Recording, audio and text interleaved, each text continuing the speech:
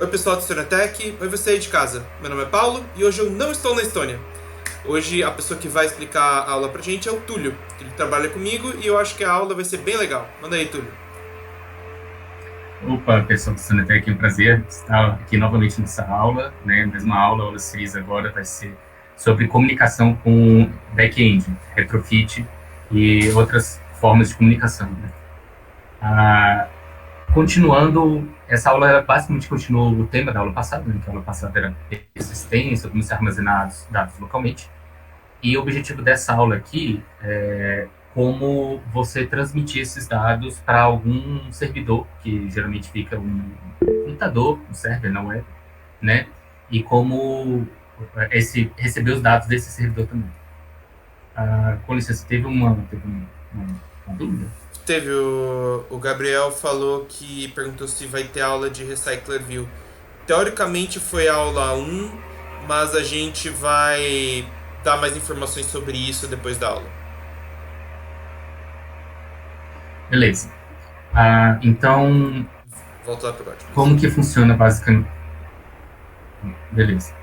Como que funciona a ideia do retrofit? Né? O retrofit, para esclarecer, ele é uma biblioteca que ele funciona em cima de uma outra biblioteca, né, que é a comunicação padrão do Android, com outros servidores, outros endpoints de comunicação HTTP. É uma biblioteca chamada OKHTTP, né, que ela substitui uma biblioteca mais antiga que era Apache HTTP. Então essas funcionalidades elas foram trazidas de fora, porque internamente o Android ele é um Linux, né? Vale lembrar isso, então o kernel Linux é fortemente modificado, claro, né? Não é igual o Linux que é usado em servidor, em desktop, ele é fortemente modificado, mas mesmo assim é fundamentalmente o kernel Linux. Então ele precisa de uma biblioteca de comunicação, né? Sem entrar em outros detalhes, né? Isso, HTTP é o padrão, digamos, é a camada mais alta do padrão de comunicação da internet hoje em dia. Né? Então, a internet ela não é uma coisa monolítica, ela é feita de camadas, né? A comunicação é feita de camadas, sem entrar em muitos detalhes a fundo do que é isso. E a camada mais alta é o HTTP, que é a camada que é utilizada toda vez que você acessa um site. Né? Você acessa um site, às vezes o seu app ele baixa alguma coisa, tudo isso é HTTP. Né? E assim, claro, existem outras maneiras, outras camadas mais baixas para outras finalidades, mas a principal, mais relevante hoje em dia é HTTP. E, claro, o Android ele se comunica HTTP, assim como o Linux, né? Os servidores que geralmente eles têm dentro deles rodando um Nginx, um Apache, eles também se comunicam HTTP. Então, isso torna HTTP uma linguagem muito universal para se comunicar, né? E caso vocês estejam perguntando, sim, é o mesmo HTTP do início da URL, HTTP dois pontos, aquele HTTP. Né? Então, é exatamente isso que significa HTTP no início da URL, é o protocolo que você está usando, né? Porque existem outros, né? Mas ele só é o mais famoso, é quase que o homogêneo, né? Na tecnologia no mundo hoje em dia. Uhum. Só dando um adendo, talvez, E, que sim, a claro. gente, se você for ver sites hoje em dia, você vai ver HTTPS. O que é esse S no final, né? A diferença é que descobriram falhas de segurança no HTTP e a correção disso fez um HTTP seguro. S de seguro, safe. Sim, sim, exatamente. A ideia, eles, na verdade, porque em alguns cenários você não precisa dessa segurança extra, né? Por exemplo, dados públicos, que é o que a gente vai acessar aqui hoje, né? A gente não vai utilizar o HTTPS. Mas, sim, coisas muito importantes, tipo, você tem seu perfil na rede social, no Facebook, você tem que usar HTTPS. Você vai acessar a conta do banco, tem que usar HTTPS. Então, sim, ele tem seus usos, ele é muito importante também, mas eu diria que são quase que a gente está acostumado, né? Uhum. Então, o, o HTTP, né, é o ponto central dessa comunicação. Mas antes eu queria mostrar uma coisa bem curiosa. Em relação à versão anterior, houve uma pequena mudança na maneira que o banco de dados funciona, né? O banco de dados que estava sendo usado no projeto, nessa classe book. Lembra a classe book de entidade? Pois bem, antes a chave primária ela era de um tipo, era do tipo int, né? E agora ela é do tipo string. O que isso significa? Eu tive que fazer essa mudança porque o banco que a gente acessa, ele também tem chaves primárias que são do tipo string. né? Então, essas chaves primárias, elas não é inteiro, no sentido de um número que você pode fazer operações aritméticas, mas é uma string única, que não se repete, e essa string, ela permite com que você identifique um determinado livro, um determinado autor, então cada acesso que você faz tem uma string diferente. Então, para funcionar com o compêndio, né, foi necessário fazer essa mudança. E aí vai entrar uma questão que ficou da aula anterior, mas é uma oportunidade de mostrar que é o que? A migração, né? Então, no caso, dentro do Room Database, né, você pode criar objetos de migração. Aqui nessa construção do Room Database Builder, você pode adicionar, tem um método que você vai criar de migration, né? E aqui dentro você pode passar objetos de migração. E esses objetos de migração, eles são criados aqui. Você tem que herdar uma interface de migração, que fosse só um método, né? Então, é uma coisa bem tranquila, só, por exemplo, val migrate 2, né? Eu coloco aqui objeto migration, isso, né? Aí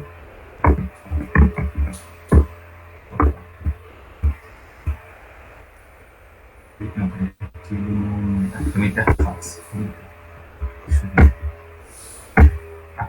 Eu vou sempre muitas membros isso migrante.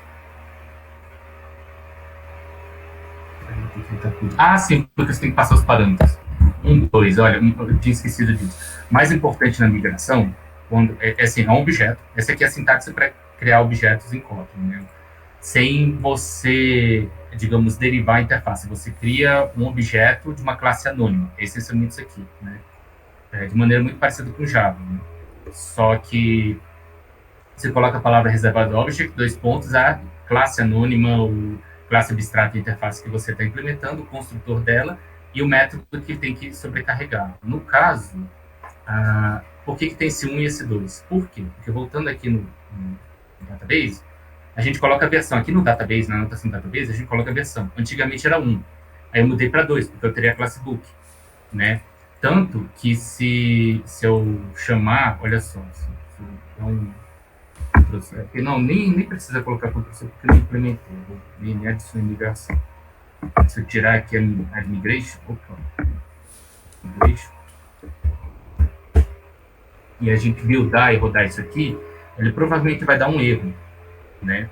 Olha só, no momento que eu abrir, vai dar um erro aqui, ele vai interromper vai jogar esse erro aqui no logcat, no debug. E esse erro é justamente de migração. Lembrando para o pessoal que logcat, a gente já chegou a ver em aulas passadas, é uma janelinha onde todos os prints de mensagens são colocados. É muito importante o logcat quando a gente vai debugar alguma coisa, ver o que está acontecendo. Opa. Não, peraí. Agora que eu lembrei, ele está com a versão mais atual. Eu tenho que apagar. Só um instantinho. Vou ter que voltar para a versão da biblioteca anterior.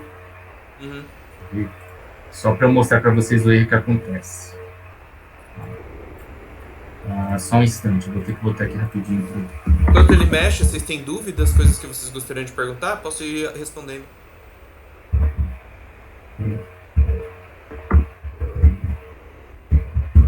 Vou acompanhar aqui por enquanto, sem dúvidas. Tranquilo. Gabriel, você? Tranquilo. Perfeito. Bom, só um instantinho. Voltei aqui para a aula anterior, né? Eu vou buildar, vou colocar, instalar o compêndio de novo, né? Com a versão da aula anterior, e aí eu vou colocar essa aqui, que é do início da aula, vocês vão ver o erro que acontece, né? Aqui, ó, Make Project.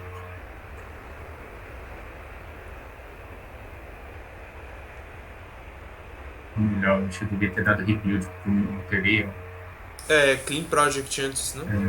O ideal era ser Clean Project mesmo, porque eu estou mexendo, alterando o código que é gerado, né? Build finish.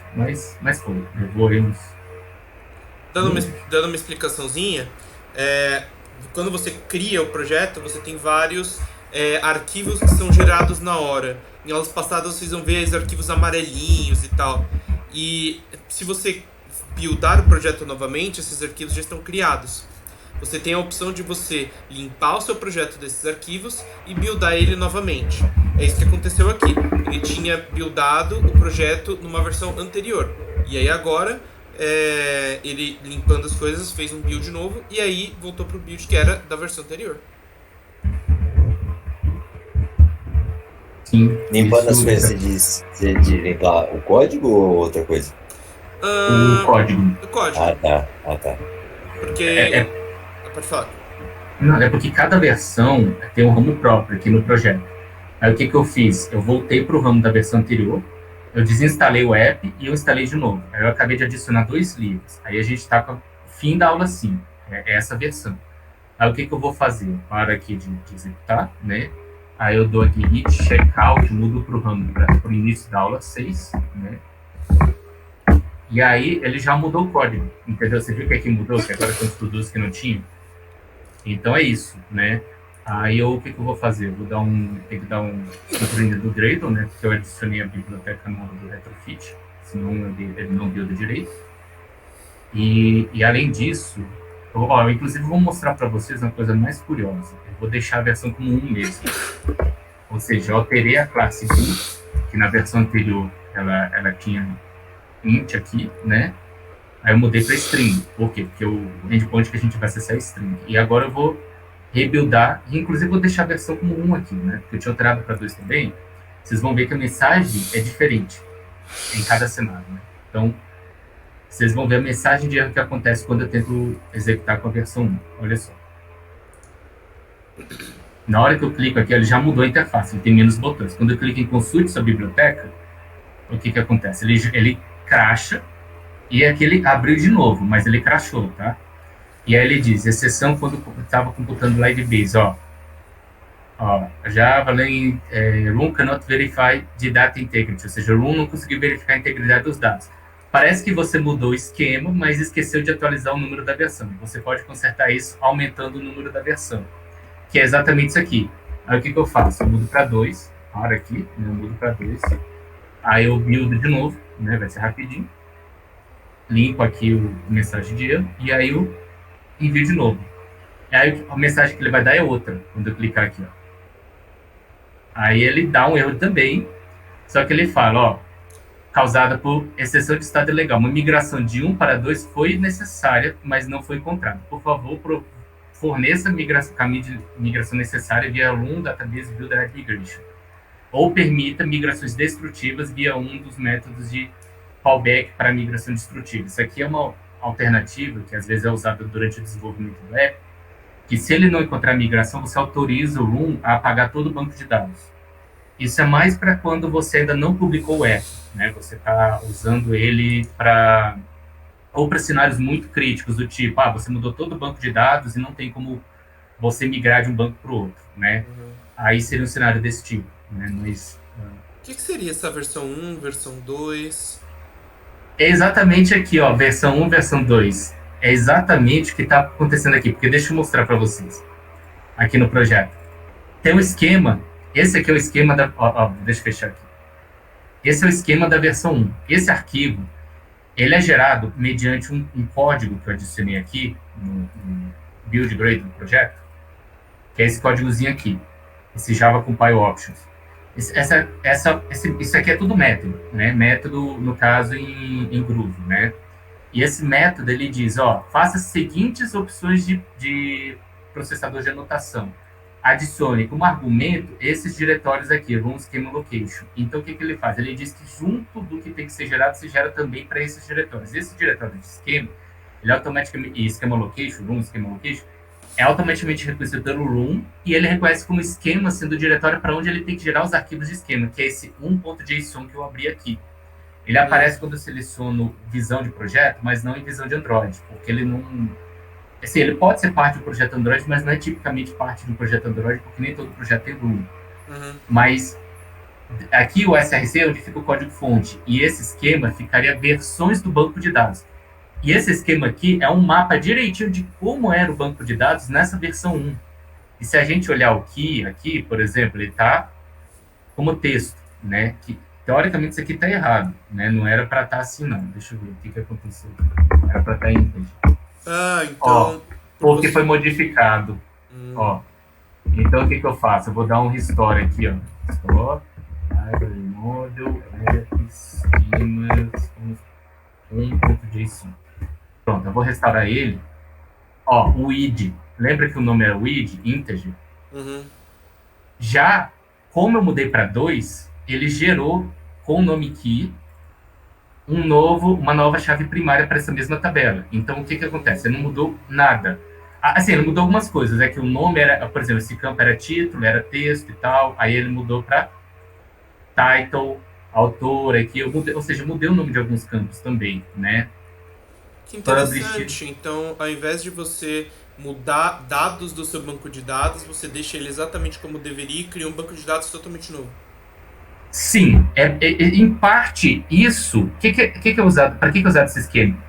Porque quando alguém está instalando, ele recebe o APK, né? Ele pode ter uma versão anterior ou ele pode não ter nenhum APK instalado. Se tiver versão anterior, ele vai rodar a migração. Se não tiver, ele vai pegar o esquema da versão atual e aí ele vai rodar essa tabela e vai gerar um banco de dados com esse esquema que foi gerado aqui. Isso deve ser bastante comum nas migrações de Android S para Android T, Android R para Android S. Sim, e não só migração assim, às vezes você quer migrar uma versão do banco de dados de uma versão para outra e ele gera isso aqui automaticamente, né? Claro, tem que adicionar aquele códigozinho que eu mostrei ali no build Gradle, né, para gerar, mas isso aqui é uma mão na roda, porque aí você consegue verificar como é que era a tabela em determinada versão. Uhum. Inclusive, também já está tendo experimento com migração automática no Lua, né? Já está tendo experimento com migração automática. Mas aqui eu quero mostrar para vocês como é que é uma migração manual, né?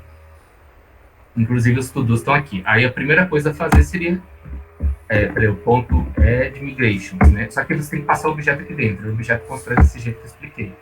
Ao limite 1, 2, e aí ele recebe, porque isso aqui é uma variável, né? Object migration, coloca de 1 para 2, né? Você inclusive pode colocar qualquer valores aqui. Se, sei lá, você tem versões de 1 a 10, se você quiser fazer a migração de 1 para 10, você faz todas as alterações necessárias para não rolar nenhum crash, pode fazer. Assim, você pode ter de 1 para 2, 2 para 3, 3 para 4, 4 para 5, até chegar em 10. Também é válido, né? Então, inclusive, se você quiser voltar a versão também, por alguma razão, você pode colocar aqui. Nada te impede. Eu quero migrar de 2 para 1. Pode. Né? Só que não é muito comum, né? Porque a gente geralmente muda uma versão aqui porque a gente quer adicionar algo novo. Se você voltasse para a versão anterior, você estaria removendo, né, de certa forma. Então, mas é possível, né? E aqui, implementando os métodos, ele só tem um método que é esse método migrate, e ele recebe database que é em cima do qual você executa comandos, né? Aí aqui eu vou copiar um pouco, vou copiar a colinha do comando de migração, se vocês me permitirem, porque estou com um pouco de preguiça de escrever a query toda por completo. Relaxa, a gente é programador, a gente entende. Beleza. Aqui, isso. Não, aqui, o Room Database Instance. Pronto. Então, o que acontece? Eu tomei a seguinte decisão. Como chave primária é algo muito fundamental para uma tabela, e sem chave primária, tipo, assim, eu até poderia ter alguma coisa do tipo de, a gente faz uma migração que a gente tenta mapear a nova chave primária para a antiga, né? E primeiro a gente poderia fazer algo mais complicado. Adiciona uma coluna que da nova chave primária, coloca os valores, preenche ela com os valores corretos, que tem que ser únicos também, senão vai dar problema lá no futuro. Aí você muda a chave primária da antiga para a nova e remove a coluna da antiga. Poderia fazer assim. Só que, como não tem nem como mapear esses valores, já que a gente vai estar pegando de duas fontes diferentes. Um ele gerava localmente, o outro ele pegava remoto. Então, como não tem nem como mapear, eu resolvi simplesmente fazer um drop table, né? Uma coisa bem drástica, que isso aqui você apaga a tabela, você assume que ela não vai servir mais, né? E aí eu recrio ela com esse novo formato, né? Com que passa-se chave primária em formato de texto, né? Aí tem os outros campos que tem nomes diferentes, título, autor, editora, ano. Então foi uma decisão que tomei. Isso aqui é muito drástico, para ser bem sincero, mas em alguns cenários faz sentido. E como aqui não tinha como mapear os livros que a gente escreveu nos livros da busca, sem fazer um código muito complexo, teria que fazer a busca, recuperar o dado, ver qual é o dado que mais é parecido e fazer a migração, né? Isso é muito complicado, porque aqui você tem que ter esses dados já disponíveis, né? Esse código aqui dentro desse Migrate, ele meio que não permite que você faça uma chamada via internet, né? Ele tem que ser para coisa rápida, ele não pode ser para uma operação muito demorada, senão o app ele pode levar ali, sei lá, 5, 10 minutos para abrir, esse é o tempo que leva para baixar as coisas, né? Então, é uma situação complicada. Então, eu optei por esse caminho de dar o drop table e recriar a tabela, né? E agora vocês vão ver. Eu adiciono esse objeto aqui, né? Migrate, 1, 2. Aí vocês vão ver como é que fica. Aí o problema vai acabar. Olha só. E aí, até agora deu problema, né? Aí agora eu cliquei, ele abriu. E não deu problema. Se a gente procurar aqui no logcat, migração, acho que não vai ter nada, entendeu? Package mail. Se bem que não está mostrando, né? Ó, esses aqui são os erros antigos que tinha dado, né? Exceção quando estava computando. A migração de 1 para 2 exigida. Só que ele nem crashou, então isso aqui é logcat antigo, quer ver? Se inclusive se fechar e abrir de novo, tranquilíssimo. Nada de estranho no logcat. Só essa reclamação de que ele não conseguiu remover esse LL, porque não encontrou. Mas isso aqui é do Android Studio, é Studio Deploy. Não tem nada do app aqui que seja remotamente grave. Então tá tranquilo, gente, entendeu? E esse é um ponto que meio que teoricamente teria sido da aula passada, né? Mas como foi relevante agora no momento usar ele, eu mostrei agora. É a migração, né? Então eu vou até remover esses to-dos aqui, né? Porque esse ponto aqui ele foi concluído, né? Então, assim, a migração, que é um ponto que seria um problema, porque agora a gente vai usar um novo banco de dados, foi concluído. Então, a gente consegue abrir o app sem ele quebrar, né? Aí, tem a busca, né? Essa aqui é onde você consulta ali, só que não tem mais, porque eu dei drop table, né? Então, apagou a tabela. Né? E aqui a gente busca os livros, ó. E aí, o que acontece? Ele tem esse campo aqui, mais ou menos, deixa eu ver se eu consigo mostrar melhor. Já está integrado uma coisa de banco de dados? Ele já está puxando dado de um endpoint. Eu encontrei o Open Library, que é um endpoint aberto. Você não precisa autenticar. Ele tem uma grande variedade de livros, embora alguns meio que estejam incompletos, não tem ano de publicação, não tem editora, né? Então, a gente tem que tomar cuidado com esses dados, sanitizar um pouco antes de exibir. Mas é bem legal, bem completo. Eu gostei. Open Library. Eles têm muita informação ali. E aí, não está integrado, mas vai integrar. Isso aqui é só a tela que eu fiz, né? Ó, tanto que se você digitar qualquer coisa aqui e clicar na lupa, não acontece nada. Nada mesmo. Pode clicar lupa, enter. Ó. Nada acontece. Aí posso sair da tela, volta aqui. Por quê? Porque essa tela, essa classe aqui, né? Ela foi criada aqui nessa... Deixa eu mostrar aqui. Vou mudar aqui para visão do Android. Nessa Search Activity. Aqui, ó, deixa eu fechar aqui para exibir melhor. E, novamente, a gente precisa criar o cliente retrofit que está faltando. A tela existe, ela tem esses campos, ela meio que até vê os dados do campo ali, só que tem que criar o cliente. Está faltando cliente, gente. Né? Então, o primeiro passo aqui é do cliente retrofit, né, para realizar chamadas em rede. Né? Ou seja, ele é uma lógica muito parecida com essa da instância do database. Vai criar um... porque pode ser privado. Ele só está reclamando por causa disso, que faltou private. Mas beleza. Então, o que acontece? É muito parecido com essa lógica do singleton, né? Então, ele basicamente vai ser um singleton. Aqui no caso, geralmente, cria-se assim, é mais fácil organizar criando um pacote chamado network, né? Então, eu vou criar esse pacote, né? Pera aí, antes da gente continuar, Ricardo, Gabriel, vocês lembram que é um singleton?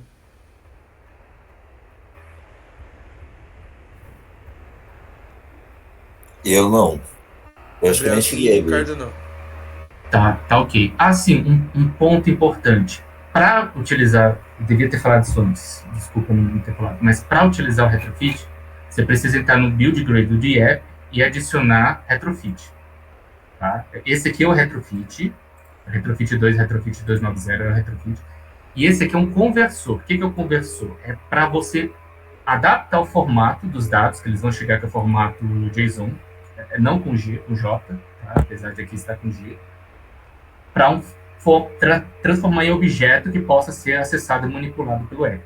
Né? Então, eu vou mostrar na prática para que funciona esse conversor aqui.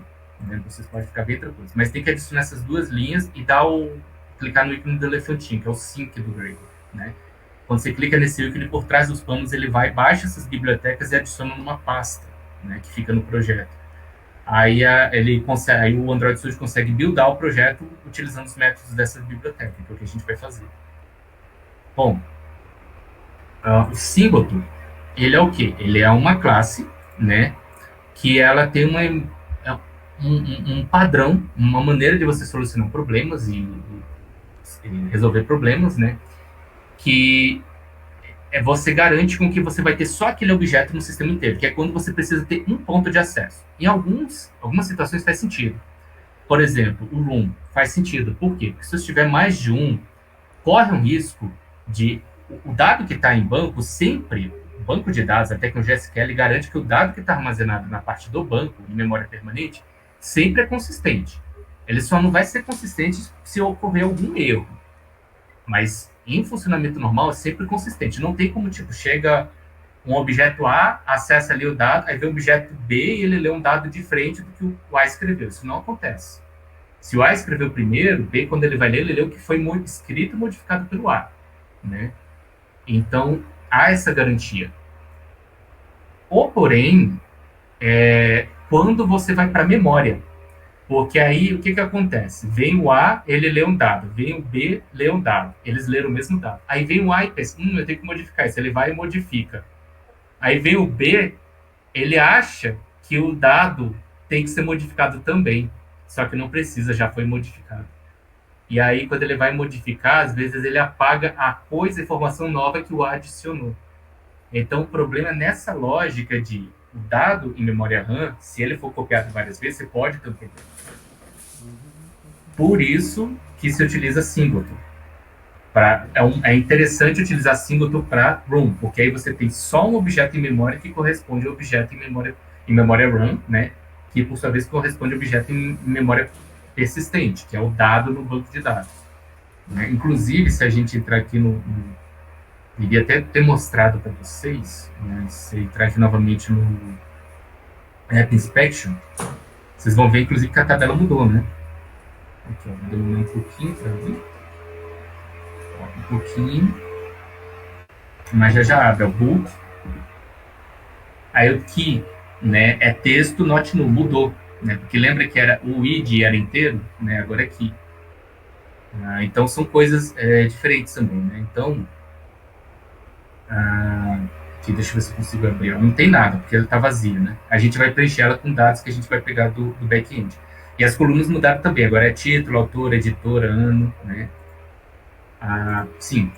Então, a ideia do singleton, você evita esse tipo de problema, se você tiver um objeto só em memória.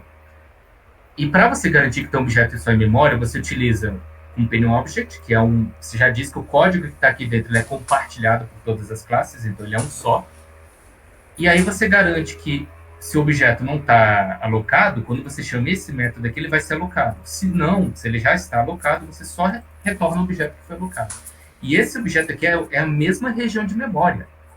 Para todo método que chama esse getInstance, ele está vendo a mesma região de memória. Então, se ele mandar gravar, o objeto o cachezinho dele vai ter essa alteração, né? Que vai estar correspondente ao que foi alterado no banco de dados. Se mandar ler, vai ter essa alteração que está correspondente ao que estava escrito ali no banco de dados. Então, um sempre copia o outro. Você tem essa garantia, né?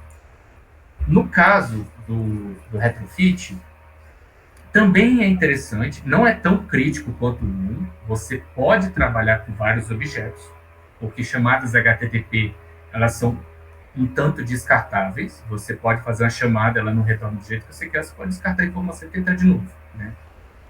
Mas, por questão de economia de memória, porque uma comunicação de dados de internet, ela gera um objeto muito grande de memória. Então, por questão de economia, otimização de performance, Algumas pessoas gostam de usar singleton também. Tem alguns ganhos, assim como tem problemas. Singleton ele não é só maravilha, não. Você tem que usar no contexto correto.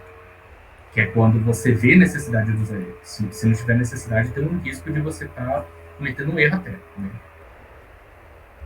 Então a ideia do retrofit é bem parecida. Né? Deixa eu só ver aqui rapidinho. Como é que é? Um pouco. Ah, sim, estou vendo aqui. Sim, eu lembrei agora. É basicamente o seguinte.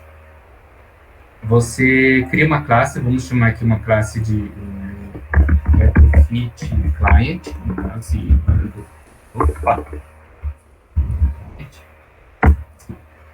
no padrão de como foram feitas todas as classes aqui dentro do retrofit, aí ele vai ter uma lógica bem parecida com o Run Database Instance, que ele também é single, então tem no object,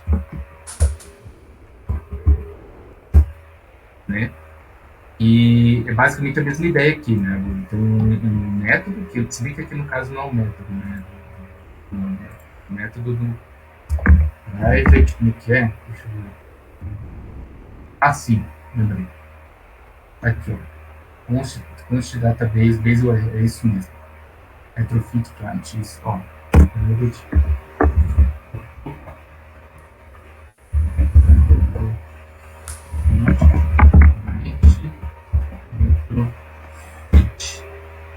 Eu coloco a interrogação, né? Outra coisa que eu copio é a URL. Existe... Antes de continuar, que momento claro. Perfeito pra gente explicar Safecast? Ah, sim. Sim. Safecast. É interessante. Vamos lá, tire esse ponto de interrogação e coloque duas exclamações. Vamos ver se o pessoal sabe a diferença. Ai. O que tá... que aquele... Não, é porque ele pede... Não, é que ele pede um getter ou um setter. Mas é que ele reclama, porque ele diz, ó, propriedade, ou ela tem que ser iniciada, ou tem que estar abstrata, né? Como é a propriedade aqui, né? Porque a interrogação aqui, ela diz que o tipo aceita nulo. É só isso que significa. Você aceita ponteiro nulo com essa variável. É só isso, né? Dando uma complementação, talvez, o que no Java você também teria coisas que você pode fazer com ponteiros que podem acabar sendo nulos. Quando você passa um código de Java para o Kotlin, o Java não tem um método de tratamento para isso. O Kotlin tem. Então, o Java ele importaria com os dois pontos de exclamação, que quer dizer, eu não ligo se é nulo. Vá, use. Eu estou dizendo para você que não vai ser. O safe call, que é essa interrogação que ele colocou, significa, o safecast, significa, talvez seja nulo. Se for nulo, não faz nada. Então você garante que só vai acontecer alguma coisa se esse ponteiro aí não for nulo. Faltou alguma coisa da minha explicação? Não, assim, existe um operador especial que é duas exclamações, que você só coloca ele em tipos que aceitam nulo, que diz, tente rodar mesmo assim, e caso o ponteiro seja nulo, lance uma exceção de ponteiro nulo. É isso, basicamente, né? Então, ele só é usado em situações muito específicas onde você acredita fortemente que você nunca vai receber o valor nulo. Aí você meio que pode usar ele para ignorar o fato do tipo aceitar nulo, né? Então, você pode usar ele para... E coloca. Então, nessas situações, serve bem. Quando você tem essa garantia de, ninguém vai chamar ali sem deixando o ponteiro como nulo naquele objeto. Sempre vai estar alocado, né? Mas eu vou mostrar aqui no método também um pouco, na prática, a diferença entre um e outro, né? É um pouquinho... Nossa, desculpa, gente. Tranquilo.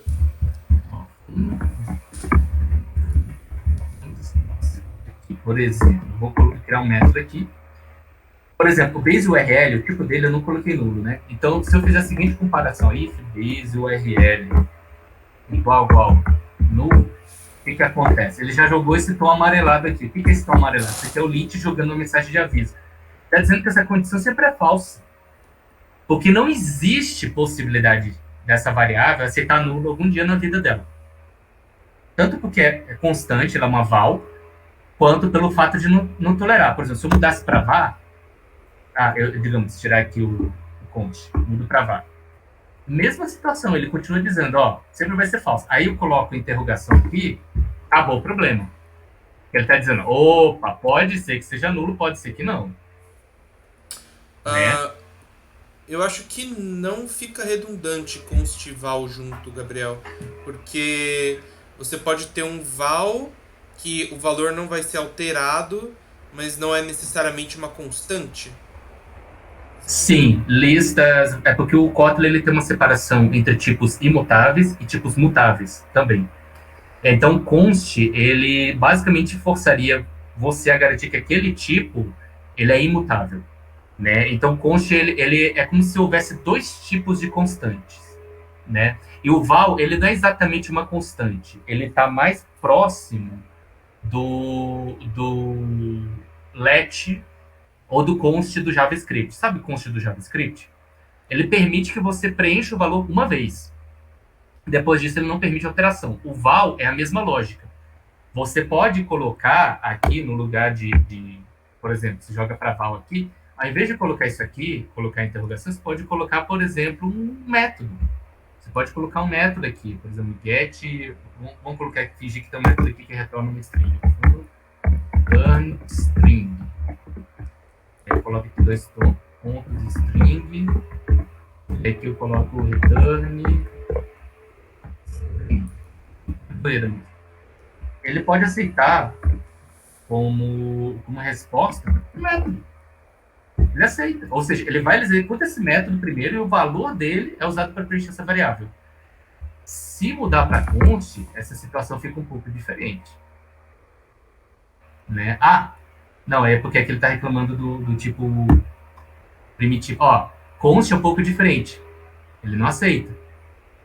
Const val tem que ser o valor constante. A partir do momento que você jogar const, tem que ser, não pode ser o resultado de uma chamada de um método, né? Porque o val ele permite que seja o resultado de uma chamada de um método. Ele permite que você altere uma vez o valor.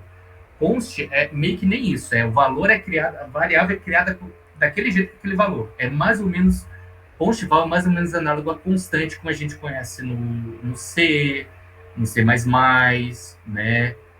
Já o val, ele é mais análogo ao const do JavaScript, que é aquela que você altera uma vez só e depois não pode alterar mais, né? Então, são diferençazinhas, né, que existe. Mas, ficou claro para você? O Ricardo disse que ele precisava de 1 minuto, eu não sei se ele voltou. Tudo bem, qualquer coisa a gente espera, não tem problema não. Uhum. Enquanto isso, tem alguma dúvida que você tinha, Gabriel? Alguma coisa que você queira perguntar? Quando o Ricardo não volta?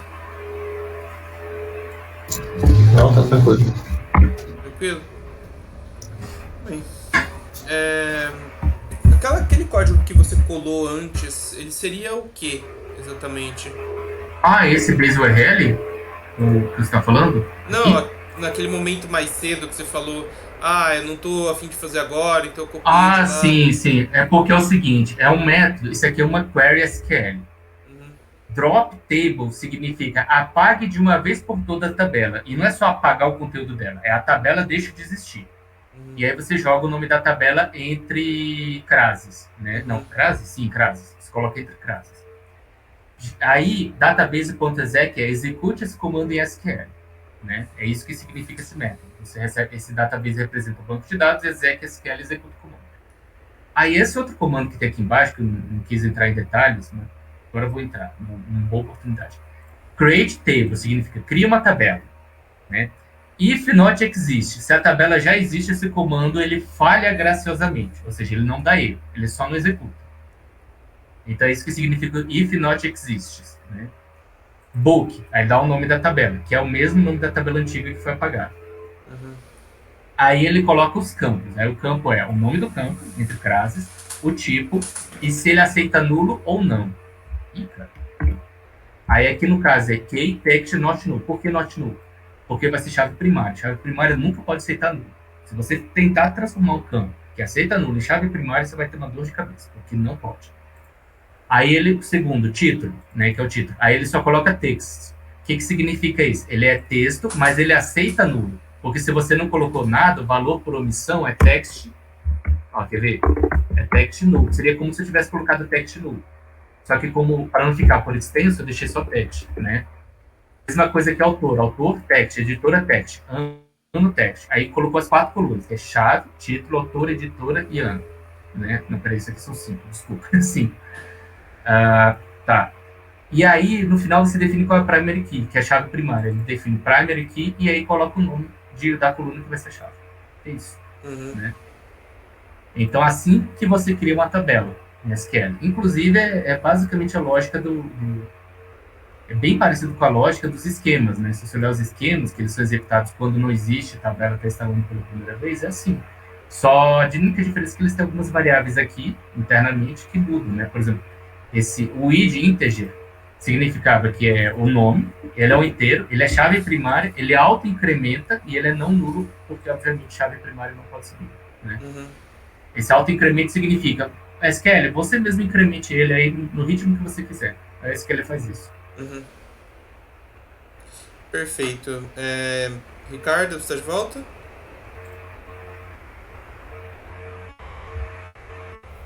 Tô. Perfeito, podemos continuar a aula. Beleza. Então, continuando aqui. Aí tem esse método, que para obter a instância do retrofit, ele retorna um retrofit que, detalhe, não tem interrogação no final, ou seja, ele sempre vai retornar um objeto válido, né?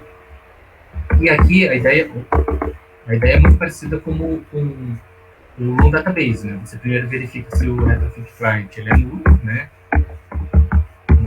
Se for, ele instancia o objeto aqui mesmo, com os métodos de build do retrofit.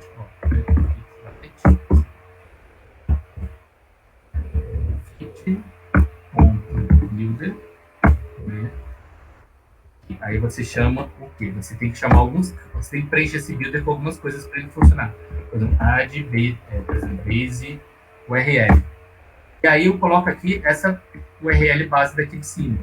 Por quê? Por que esse base URL? Esse base URL é um método que diz, todas as minhas chamadas vão começar com isso na URL. Que é o quê? HTTPS OpenLibrary.org. É o início da URL de acesso do OpenLibrary. Né? E aí ele aí entra naquele ponto que eu não quis falar ali atrás, né? Entrar em detalhes, que é essa conversa JSON. Porque como o retrofit, ele só faz a comunicação, mas para facilitar a nossa vida, ele também se comunica com bibliotecas de JSON, que é o formato que é muito utilizado na internet para você passar objetos. E isso é para facilitar a nossa vida, para a gente não ter que adicionar a biblioteca de JSON e pedir para retrofit, pega a saída dele aqui, a gente teria que capturar a saída do retrofit, já jogar no JSON e fazer o parsing no JSON. Então ele já faz isso para a gente automaticamente com o que ele chama de conversor. É uma biblioteca do retrofit que já usa a biblioteca JSON de sua escolha, né? Aí a gente adiciona esse convertor com esse add converter factory, né? E aqui no caso, o melhor de tudo é não só ter esse método que já permite adicionar esse conversor para a gente, né? Como essa biblioteca, que no caso aqui é convert.json, ele já vem com um conversor padrão que você não precisa configurar nada, ele já vem com um monte de coisa pronta ali para você já usar meio que de fábrica. Então, a gente coloca aqui converter, quer ver? JSON converter factory com create. Assim, e aí por último você chama o método build, que ele faz a construção. Aí, ele está retornando o retrofit aqui, né? E por último, você tem que dar o return nesse método aqui, retrofit client, aí você coloca as retrofit, que aí ele faz um cache. Por quê? Porque se é nulo, essa nulidade é pega aqui e o objeto é alocado, e caso não seja nulo, ou seja, já foi alocado, ele só retorna o objeto, aí você tem um singleton de novo. Né? E esse create aqui do converter factory, ele já cria uma classe meio que com padrão geral, tipo, qual é o padrão de codificação? TF8, né, ele já tem algumas coisas meio, você trata, ele também, essa fábrica quando é criada, né, esse objeto quando é criado, ele meio que é tolerante a erros, ou seja, se tiver um campo extra, ele não vai parar o programa por causa disso, ele só vai ignorar. né? Então, se vier algum campo extra ali no JSON, ele só ignora o campo extra. Ele assume que você não tem interesse naquele campo e, portanto, ele não deserializa aquele campo. Ele pula aquele campo, ele ignora aquele campo. Só isso. Então, ele é, de certa forma, tolerante a erros também, né? E isso é interessante, porque muitas desses objetos de comunicação que vocês vão ver depois, às vezes tem assim, um troço imenso, né? Então, com esse retrofit criado, dá para resolver esse primeiro todo aqui. É basicamente isso aqui. A gente se recupera o retrofit aqui, né? Ó. Retrofit. Retrofit client, retrofit instance. É aqui com o retrofit.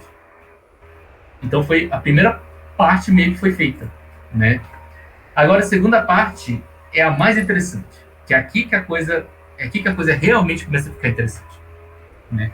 A gente vai criar uma classe, no caso, terminologia que é usada é service, né? Quando você quer obter algo da internet, geralmente é service.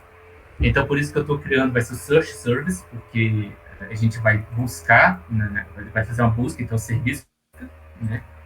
E essa classe, desculpa, eu chamei de classe, mas vai ser uma interface, né? Então, olha só, muda aqui já para interface, search service. Essa interface, ela é bem simples, ela tem uma sintaxe que você tem que definir qual é o método HTTP que você está usando nela para se comunicar, qual é a URL, basicamente, né? Se tiver algum corpo que você vai ter que colocar na comunicação, você tem que colocar ali também, né? Qual é o cabeçalho, mas nem todas as chamadas precisam definir essas coisas necessariamente, isso depende muito do que você está usando. Mas o que é obrigatório? Tem que definir qual é o método.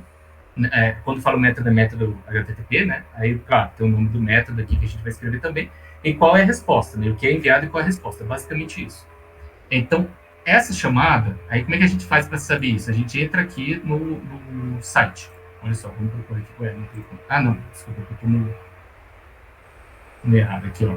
Ó, aqui, ó, Open Library. Então, vamos ver no site, para vocês verem como é que funcionou isso aqui, como é que eu descobri isso aqui. Vamos fechar, né? Eu entrei aqui na API, né? Quer ver? Onde eu achei aqui? No Library? Não. Onde é que era? Eu acho que tem API aqui embaixo. Cadê a API do Open Library? Basicamente... Developers API. Pronto, tá aqui no meu histórico. Aqui, Open Library, Developers API. E aí eles ensinam, como é que você chama as nossas APIs? E aqui eles têm várias listas, uma API de livros, de autor, de assuntos, de busca. No caso, a gente está implementando busca, né? Na API de busca, ele diz, é bem simples, essa URL base, que já está implementada no retrofit, /search, né, .json, e aí você joga o valor do que você vai buscar. Ou seja, esse primeiro exemplo de query, funciona? Funciona. Todos esses outros aqui de baixo também funcionam. Tá? Então, você pode pesquisar o que ele é. Pesquisa por qualquer coisa, né? Query, é um termo genérico. Ou você pesquisa só por título, se você quiser, ou só por autor. Ou, se você quiser, você pode pesquisar por query, mas verificar, tipo, outras páginas. Esse e-comercial page 2 é quando você tem mais de uma página e você quer verificar a próxima. Eu não cheguei a implementar isso, mas a gente poderia, teoricamente, ter N páginas aqui no compêndio, né? Eu fiz basicamente essa implementação mais simples daqui. Por quê? Porque ele procura tudo. Ele procura no título, no autor, o que tiver aí que é acessível, ele procura, né? Então, é basicamente isso. Voltando aqui, né? É um get, como ele explicou, né? Get. Aí, dentro desse get, você tem que colocar o URL, né? Voltando aqui para o retrofit. OpenLibrary.org já é o URL base. Então, a gente nem vai considerar esse OpenLibrary.org. É o que vem depois, search.json. A gente coloca aqui dentro, né? Search.json. Só que isso aqui não é o suficiente. Tem que ter mais coisa. Por quê? Porque você tem que passar dados, né? Então, olha só. Eu coloco aqui suspende. Deixa eu ver como é que é search. Query. Aqui. Query. Opa. Query. Aí, se não me engano, é Q. Isso. Você coloca Q. Aqui você coloca aqui o tipo da query, que no caso é uma string, né? e o que ele recebe de resposta. E o que geralmente o retrofit retorna é uma informação que é encapsulada num objeto chamado response. Aí, e ó, tem o detalhe importante, tem o response do OK HTTP e do retrofit. Use o response do retrofit sempre, se você estiver programando retrofit. A não ser que você esteja programando no OK HTTP, que é usado pelo retrofit. Né? Mas, enfim. E aí eu vou, a princípio, aqui só para facilitar a vida, eu vou jogar N aqui dentro. Por quê? O que é N? N, ele é um objeto primitivo, digamos assim, do Kotlin, que ele aceita qualquer coisa. Qualquer coisa que você jogar dentro do N, ele está aceitando. Você joga nulo, ele aceita, é válido.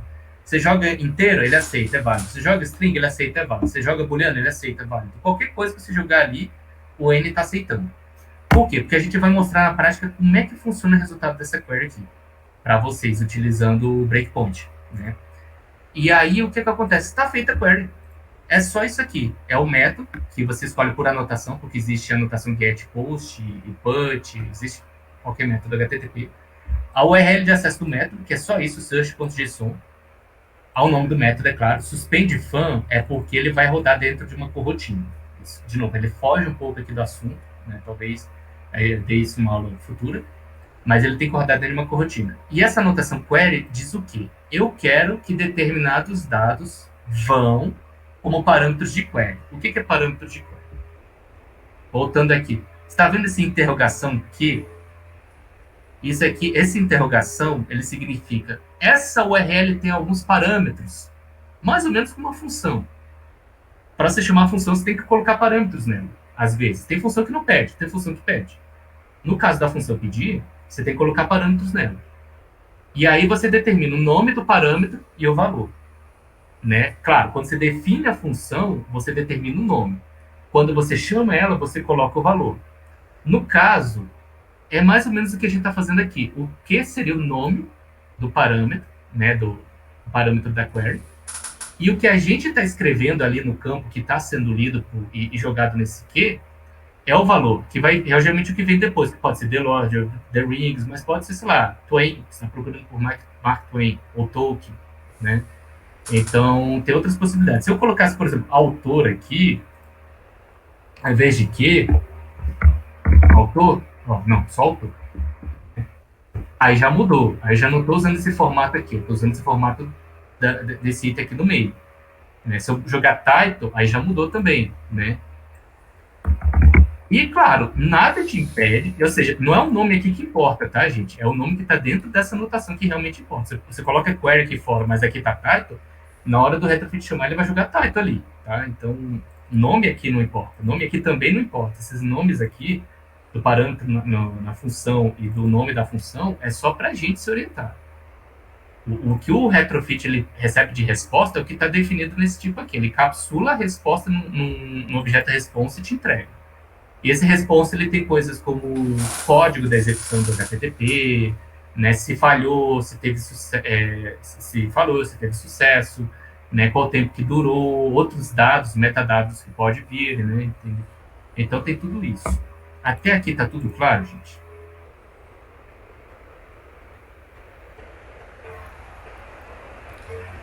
Eu me reservo a falar depois deles. Ah, desculpa, Ricardo?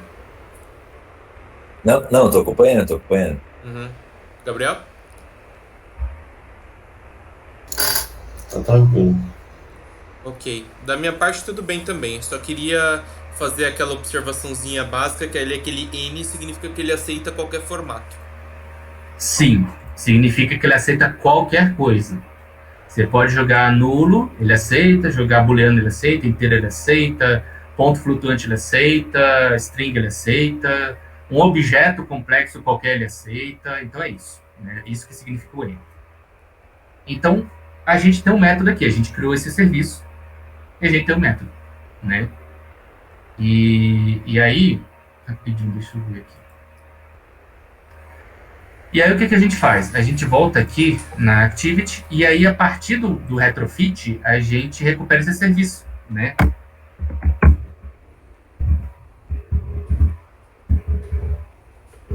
Ponto. Quer ver? Ah, não, tem que criar. Ah, agora que eu lembrei, tem que chamar o método aqui para criar, desculpa. Ah, é. Aqui, ó. Tem que criar, isso mesmo, tem um detalhezinho. Você pega, você tem a instância do retrofit e aí você chama o método create, né? A partir da instância você cria, né? E, calma aí. Tá. E aí você coloca aqui dentro a classe que você quer criar. No caso, essa search service, class.java, né? Aí ele vai retornar o objeto, porque você passa o retrofit e você fala, crie para mim, porque isso aqui é uma interface, né? Então, por favor, aloque para mim o objeto que consegue implementar isso aqui. Aí ele consegue encontrar para você, né? Então, só assim para a gente ter acesso. Então, aqui já eliminou um to-do que faltava, e agora eliminou outro to-do. E aí, o que viria no código, né? Aqui ele tem um recycler view, né? Um adapter, tem tudo isso aqui. Spin, né? Ele, né, nesse código aqui, quando você clica o botão de executar, ele tem um código, eu tentei deixar ele completo, né? Mas ele basicamente acessa o search digit text, né? Se a gente voltar aqui no activity search, é esse campo que fica aqui em cima, né? Esse digit text, ou seja, search digit text, ele acessa esse digit text aqui, né? Ele pega o texto, ele converte para string, porque o texto desse componente, ele geralmente não é string, ele é um editable, né? E aí ele tira o espaço no final, né? E aí verifica se isso aqui está vazio. Se tiver vazio, ele joga um toast para dizer, olha, sem dados a consultar, não dá para consultar nada assim, né? Que inclusive a gente já pode ver isso aqui, a gente pode buildar e tal, né? E ver como é que fica se eu tentar clicar nele sem nada. Ele basicamente nota que não tem nada e ele, vai rolar, né? Aqui, ó. Fecha aqui, busca por livro. Ó, sem dados a consultar. Ele já avisa, não tem o que consultar, né? Então ele para aqui, ele para bem aqui nessa verificação, ele faz o toast, ele dá o return e termina a execução aqui. Caso tenha dado, o que ele faz? Ele lança uma coroutine. De novo, isso aqui é necessário por quê? Porque banco, e é um ponto muito importante do Android, comunicação de rede. Quando falo rede, é rede, internet, HTTP, né? Comunicação via internet no Android, e na verdade não só no Android, mas qualquer computador, é um processo que é considerado demorado do ponto de vista dos computadores, né? Demorado é o quê? 300 milissegundos. Por quê? Porque o computador executa instrução em milésimos, bilionésimos de segundo, né? Então, sim, os computadores de gigahertz, aí 4 gigahertz, eles estão executando 4 instruções aí por bilionésimo de segundo, né? É mais ou menos isso que significa 4 GHz. E aí o que acontece é, na verdade não executa 4 instruções, executa 4 ciclos, tem instrução que é mais de um ciclo, desculpa, só uma pequena correção. E aí o que acontece é, por causa disso, o Android ele tem uma regra. Qualquer operação muito demorada, e o que é muito demorado para o Android? Mais de 16 milissegundos. Porque o Android ele tem que rodar em 30 frames por segundo. 30 frames por segundo. Não, desculpa, 30 não. 60 frames por segundo. 60, você pega um segundo, que é 1000 milissegundos, divide por 60, dá 16,6. Então, qualquer operação que demora mais do que isso, significa que o Android tem que derrubar um frame. E se isso acontece com muita frequência, tipo, chega num limite, eu acho que de 100 ou 200 milissegundos, ele joga aquela famosa janelinha do app travado. Parece que esse app não está respondendo, você quer fechá-lo? E isso tem uma razão de ser. Isso não é frescura para exigir, só pode entrar app que não trava aqui no Android. Não. É porque o Android, acima de tudo, é um telefone. Então, se ele travar, se um app trava o Android como um todo, dependendo do tanto que o processador está sendo usado, você não consegue receber ligação no Android. Entende? Então, às vezes, tem alguma coisa muito urgente, como uma ligação que está chegando para você não consegue receber. Então, isso é uma decisão que foi tomada lá em 2008, quando o Android começou a ser desenvolvido, 2008, 2009, né, acho que em 2009 que ele virou projeto de smartphone, né, para competir com o iPhone. Mas foi tomado lá em 2009 que era justamente para evitar isso. Então o Android ele tem um sistema de verificação de thread que ele diz, qualquer thread que passa desse tempo aqui a gente mata. Mas ao mesmo tempo ele tem uma regra meio doida que é cada app ele é criado na sua thread, ele tem uma thread quando ele é criado. E cada app você só pode atualizar o objeto de thread na thread que ele foi criado. Então, você pode criar threads no app, pode criar várias threads. Mas se você tentar atualizar a tela de UI assim, você pode fazer chamada na internet, armazenamento de banco de dados, chamar outros componentes, processamento demorado e tal. Mas se você tenta atualizar um objeto da tela, tipo, muda a cor de algo, esconde algo, mostra algo, numa thread que não seja a thread na qual ele foi criado, que é considerada thread de UI, ele lança uma outra exceção, uma exceção de violação de segurança. Também, isso também tem outra razão de ser, né? Então, isso gera o seguinte dilema. Se você quer comunicar com o servidor, você não pode usar a thread de UI, senão ele lança essa exceção. Então, você tem que criar uma thread ou outra maneira de paralelismo. Coroutine é uma solução. Só que, quando você recebe resultado, você tem que voltar para a thread de UI. Porque se você, naquela thread ou naquela coroutine, você tentar fazer a atualização, vai dar problema. Então, como é que a coroutine tem soluções em thread, soluções que é o async task e tal, hoje ele está desatualizado, né, mas recomendável que seja utilizado, né? Handler, async task, né? Ou soluções de Java mesmo, thread executor, esse tipo de coisa. E existem soluções de coroutine. No caso, coroutine é esse método with context. Por exemplo, quando eu lancei essa coroutine, eu chamei de dispatches main. Main é a thread de UI. Então, essa coroutine está sendo lançada dentro da thread de UI.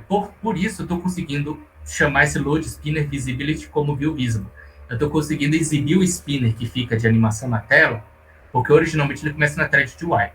Quando chega esse with context, ele chama esse dispatches I/O. Ele muda para thread de I/O, que é uma outra thread que não é thread de UI. Para quê? Para executar toda a lógica aqui dentro da chamada de rede. E aí, quando termina, ele chama de novo esse with context dispatches mains para voltar para a thread de UI. E aí ele chama load spinner visibility view gone. Então ele esconde o objeto aqui. Ele tem que voltar para a thread de UI para esconder o objeto do spinner, né? Senão o spinner ficaria o tempo todo ali. Então, o truque do Smoke and Mirrors aqui, que você mostra o spinner, aí processa, aí quando termina ele volta e para trás de UI esconde o spinner, né? Então, só para explicar, isso aqui fugiu um pouco do tema, mas como não tem como evitar, paralelismo é ligado à comunicação de rede, eu acabei tocando só para explicar o básico. Assim, tem uma pergunta do Gabriel. Qual é a diferença entre coroutines e... Qual a diferença de coroutine scope, dispatcher main, pré-globe e view scope? Qual a diferença entre view scope para view scope? Para view scope? View scope é o seguinte, coroutine scope, ele é teoricamente qualquer... isso aqui é um objeto que, na verdade, ele cria um scope de coroutine, tá? Aqui, ó. Ele faz a alocação aqui. O que ele faz? Ele recebe um contexto de coroutine e ele cria um scope, né? É isso que significa o coroutine scope. Você está essencialmente criando uma nova coroutine. Então, você está pedindo um novo scope. O que ele pede é com qual thread vai estar associada, porque existem 3 threads. A main, que é de UI, a de I/O e a default. A default, ela é mais ou menos análoga com a de I/O, só que a de I/O é um pouquinho mais otimizada para acesso a banco de dados, né? Mas a default, ela também faz acesso a banco de dados sem problema nenhum. Pode usar ela também, não tem perigo. O perigo é você tentar atualizar alguma coisa de UI fora da thread de main, né? Então você sempre tem que voltar para ela. Mas voltando, qual é a diferença do coroutine scope para o view scope? O view scope, ele está ligado ao ciclo de vida da atividade, né? Então se eu procurar aqui, ó, view scope, quer ver, view mode, não, vou pedir. Quer ver, ó, quer ver? Ah, não, é porque eu estou dentro do list clicker aqui, quer ver? Então, eu colocar search activity, pronto. Está acessando o ponteiro para search activity. View. Quer ver? Rapidinho. Life cycle. Não. Rapidinho. É porque tem um escopo. Ah, não, é porque eu tenho que adicionar a biblioteca, por isso que não está mostrando. Enquanto não adiciona, tem uma biblioteca que você adiciona e você cria coroutinas que ela segue exatamente o mesmo ciclo de vida do ciclo de vida da activity, que é essa execução que você chama um create, um start, um resume, um pause, um stop e um destroy. Eles seguem a mesma estrutura, né? Inclusive, eu tenho que lembrar agora qual, esqueci aqui de cabeça, mas é alguma biblioteca de Life Cycle, se não me engano, do Jetpack. Deixa eu ver se eu encontro aqui. Androidx.lifecycle. Quer ver? Time View Model. View Model, peraí. Não sei se é o Lifecycle do Model. É o Runtime. Eu tô um pouquinho na dúvida. Quer ver? Mas deixa eu ver. Androidx. Room? Não, esse aqui é pro Room.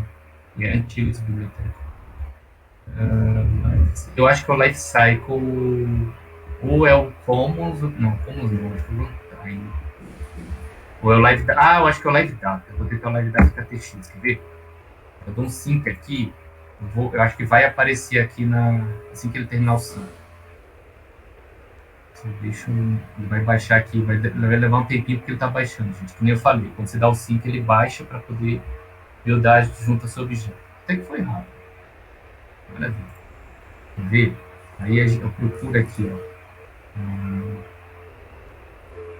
Aqui. Sim. searchactivity.get Life Cycle Scope. Ele apareceu. Não aparecia antes, gente. O que é esse Life Cycle Coroutine Scope? É um escopo de corotina que ele está associado ao ciclo de vida dessa classe. E aí ele tem uma propriedade muito, muito interessante, né? Você pode dar launch nele. Você pode dar um launch como você faz, ou você pode dar um launch com determinadas condições, se não me engano, né? Quer ver? Deixa eu ver se eu lembro. Start, coroutine start... Não, como é que era? Não estou lembrando agora. Coroutine start... Não, deixa eu ver aqui. Acho que é aqui. Você coloca aqui no método. Aqui, escrita no launch. Coroutine start... Não, o que ele aceita? Acho que... Pois é, não estou lembrando agora exatamente como é que é. Mas eu sei, esse aqui, por exemplo, ele ficaria associado ao ciclo de vida dessa atividade. Então, quando a atividade, digamos, é destruída, e você pode controlar qual é o nível, né? Ele tem níveis de estado. Ele tem um created, um started e um resume. Então, você quer que... eu quero que essa corotina só rode enquanto ele estiver no on resume. Aí ele chamou pause. Antes de chamar o pause, ele mata essa corotina. Né? Ou pelo menos esse job que está rodando aqui. Se tiver um job, né, nesse scope que ele está rodando para um nível mais acessível de estado, ele está num create, ele fica rodando enquanto estiver num create. Né? Então, esse aqui é um exemplo, porque cada scope é diferente. O coroutine scope ele é um scope que ele é criado aqui para executar uma tarefa. Eu estou usando o coroutine scope porque essas tarefas são muito tranquilas, são muito simples e basicamente o retrofit, ele trata cenário de erro, entendeu? Ele retorna um erro nesse response, na resposta da query, nesse objeto response, caso aconteça algo de errado, né?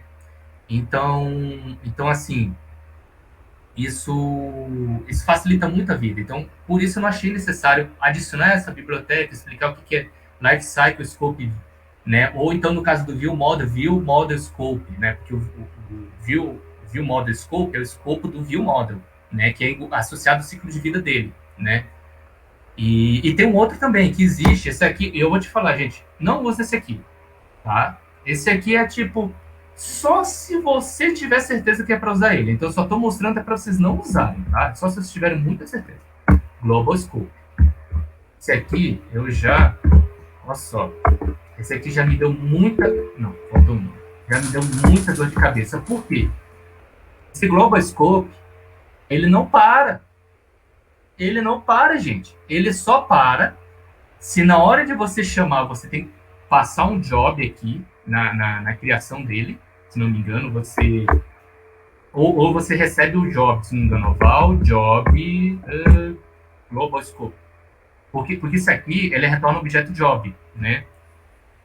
Aí esse job aqui embaixo, você pode, por exemplo, chamar cancel nele.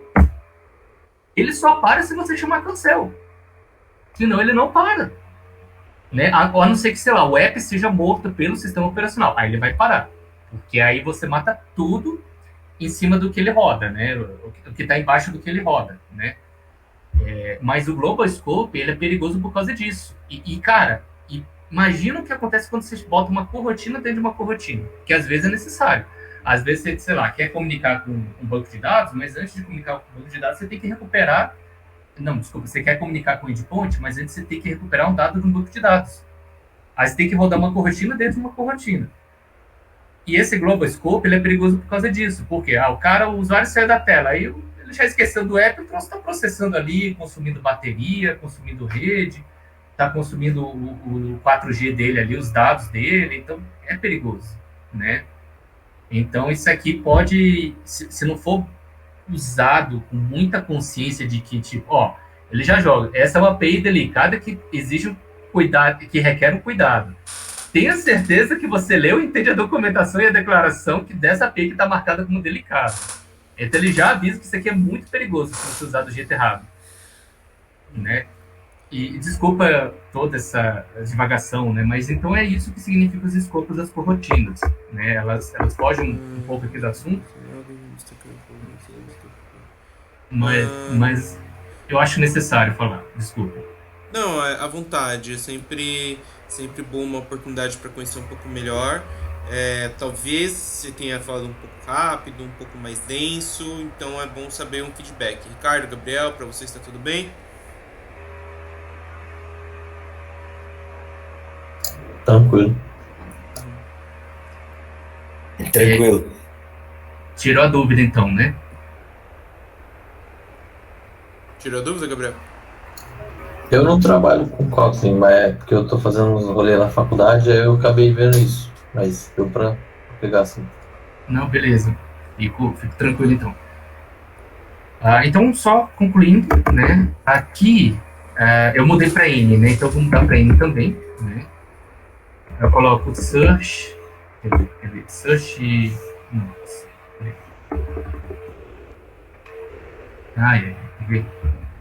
Search service, isso mesmo. Search service. Eu chamo o método search query. E aí na query eu coloco o quê? Essa query URL, né? Por quê? Porque a query que é digitada ali, o cara pode colocar espaço. Então você chama esse método rncode para o TF8, espaço UTF8 e o valor da query que você quer codificar, e ele vai jogar, substituir espaço por %20, vai substituir caractere que não pode ter ali, tipo barra, ele joga um caractere que equivale a barra, entendeu? Então ele faz essa sanitização. Então eu achei isso necessário. E aí você joga a query aqui, que é o quê? É o valor que vai passar na query. Então, aqui eu vou deixar essa interrogação, eu vou pausar aqui depois dessa chamada, né? Vamos ver como é que ficou, então, né, o código.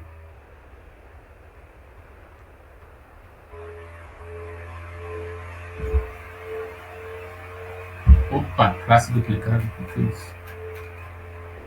Responses, né, do user. Onde é que deu essa classe duplicada? Não, a resposta aqui realmente não foi usada, mas não sabe onde é que foi. Eu acho que pode ter sido. Eu acho que eu sei. Acho que pode ter sido a biblioteca que eu adicionei aqui, só para mostrar um.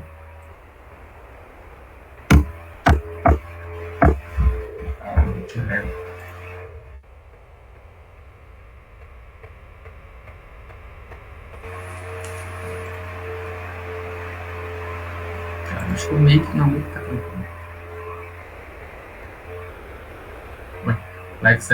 Porque eu adicionei e eu tirei a biblioteca.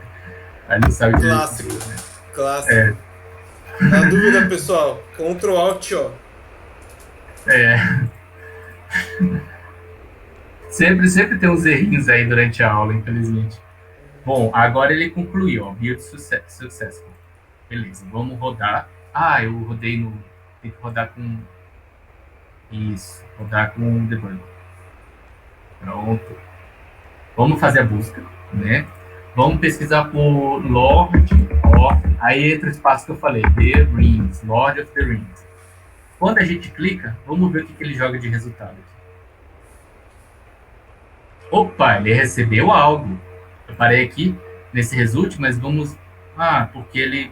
caramba, ele descartou o response. Não, result. Não, é porque o objeto tá aqui. Não, speak.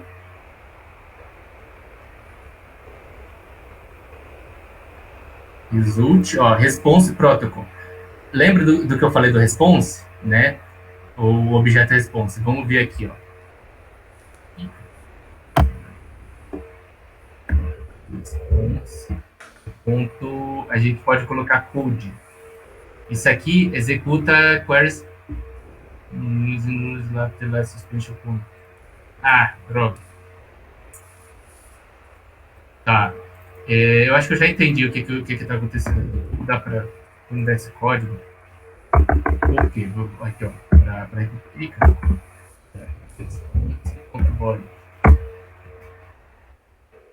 Isso aqui não é. Isso aqui não é problema do retrofit, não. Isso aqui é o debugger do Android que eu queria usar para mostrar para vocês. Tá? Aqui eu acho que eu vou comentar isso aqui, entendeu?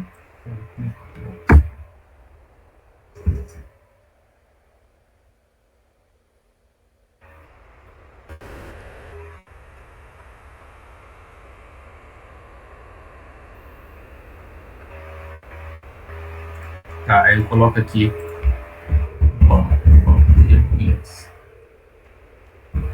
Vocês viram que apareceu spinner, só que não está mostrando nada na tela. Eu esqueci de novo de rodar como debug. Ele faz o cálculo, quando ele recupera o dado, ele esconde spinner, né? Vamos tentar de novo aqui. Lord. Ele mostra spinner. E assim que termina, ele tem exato, response, porque a response agora está sendo usada. Então, olha só, esse objeto response aqui, ele é bem interessante. Se você digitar code, você tem o quê? Você tem o código HTTP dele, é 200. Por que significa 200? Deu tudo certo, né? Você digita message, a mensagem dele, no caso de dar erro, né? Como não deu erro, está vazia. Então, campo bem vazio. De novo, é muito interessante a ideia desse response, né? E aí tem o body, né? Tem headers, por exemplo, eu posso digitar headers, aí a gente vê quais são os cabeçalhos dele. Aí o que vê no cabeçalho dele? Olha só. Isso aí é a resposta do servidor, dizendo o que estava lá. É um server Nginx 1.18, a versão dele, rodando em cima de um Ubuntu, e o acesso foi na sexta-feira, 28 de abril. Então, isso aqui parece inútil para a gente, mas quando você quer debugar um problema que acontece com determinada frequência, é muito útil.